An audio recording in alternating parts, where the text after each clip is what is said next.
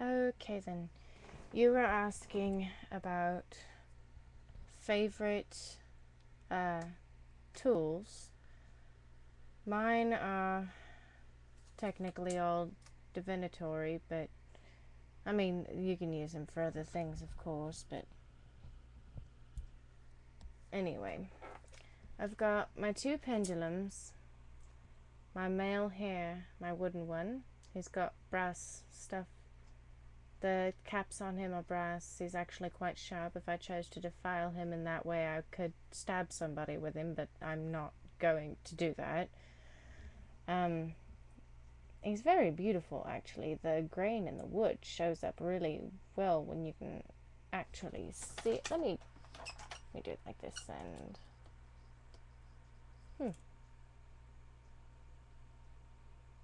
there you go. Now you can see it a bit better. He's got kind of looks like eyes, one on each side, and doesn't always answer me. Actually, he's the one that really only answers important questions. Doesn't like to be worn every day. Does like to be worn. When I first got him, he was not letting me let go. Like, basically superglued himself to my body. That was a bit awkward at times.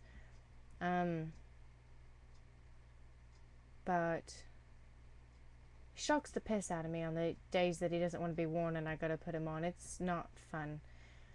As a matter of fact, my friend Kit has one that looks very similar, but they refuse to touch. And if I shock that one, there we go, if I touch that one, it shocks the piss out of me. I knew what I was trying to say. And if we sit them right next to each other, like if we hold the chains up next to each other, they don't touch. They swing away from each other. It's actually very amusing. And this one is a quartz. The one I was telling you is cut into the shape that she is. She doesn't seem to mind the shape too bad. She's been cut into a hexagon, a six-sided point. But like I said, she seems happy with it. And she's got some, I guess you would call them inclusions. I'm not really sure. Not up to date on all the terms that are used and everything. But inside that, I don't know if you can see it. It looks like a tornado. Probably see it from this angle best. I don't know. Trying here. There we go. A little bit better. See the tornado. Anyway, in Kiona, that is the sign for my side of my element, the emotional side of my element. And so she will answer just about anything except the thing that they typically do when they don't believe you need to know the answer, so they don't tell. She likes to be worn every single day. There's only been a couple of days that she didn't want to be worn. And then my other favorites, I've got a deck of Celtic tarot cards, and when you get back to Missouri I will show these to you. Very interesting energies. For some reason the sun card is always on the bottom. I put it in the middle. Every time I put my cards away I take them up. There's the sun. It really, I cannot figure out the significance, and always on the top is my card, the Empress. But these cards, they're very interesting. I've never seen anything quite like it. And Knave of Pentacles is another one that haunts me. He is the card of the student, is the most outstanding thing that he really gets me with. But I've got one of my favorite cards in this whole deck is the Five of Swords. Isn't he beautiful? But anyway, these cards are I really like them. So some people, I give readings, but some people get a little upset after their readings. Not really upset with me, but upset with themselves. My cards are brutally honest, and when I say brutal, I mean brutal. They will beat you about the head with your faults.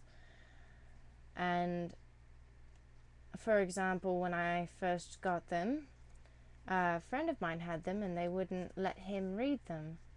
And then I got them, and they read me perfectly, like unbelievably perfect, but decided to beat me about the head with the fact that I did not trust in myself.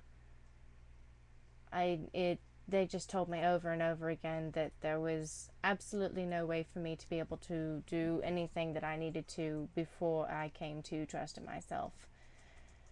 So yeah, they every single card that I ever pulled on my readings of myself, which I actually can do quite well. I know most people have a problem with that. Um, but they would always tell me meditate, trust in yourself, balance, and all that other good stuff. I've got this is an interesting little fossil that I picked up. It travels counterclockwise outside to inside, which is the same way that my energy travels. I don't know how well you can see. Let me get that touch light again. How well you can see that. It is all shiny. There we go. That's much better. I'll show you this one in person. It really does look better that way. But that is a snail fossil. Anyway, outside to inside it travels counterclockwise. Inside to outside it travels, of course, clockwise. But the counterclockwise is what goes with me, and I do draw energy in naturally.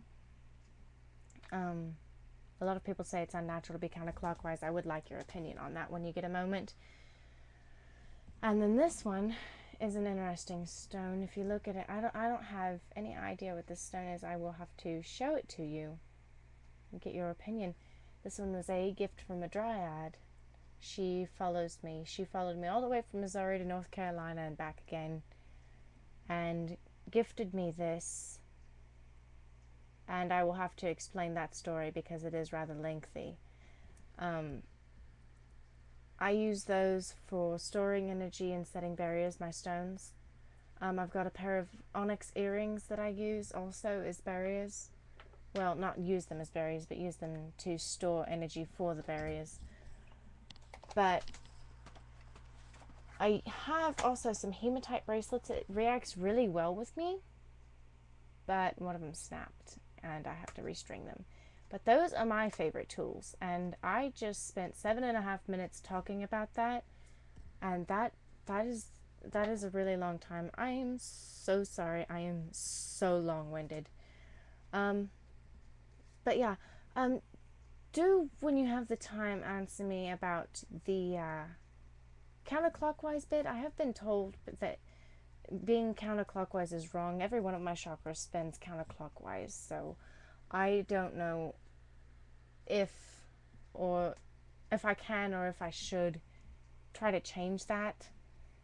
I don't have any problems with it, but if that actually is unhealthy, then I guess I should look into changing it. But I do want your opinion on that. I do know that you know quite a bit more about that sort of thing than I do. I haven't really had much opportunity to study that.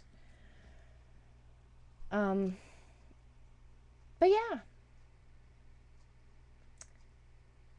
do keep posting. I do enjoy watching your videos. You may be easily distracted, as am I, actually. But I do get a lot more information from you than I get from anywhere else, because for some odd reason the only people that write about paganism are Christians, and all they want to talk about is how it's the source of sin and the work of the devil. I really don't understand that. But yeah, thanks so much, David. Keep posting. Bye-bye.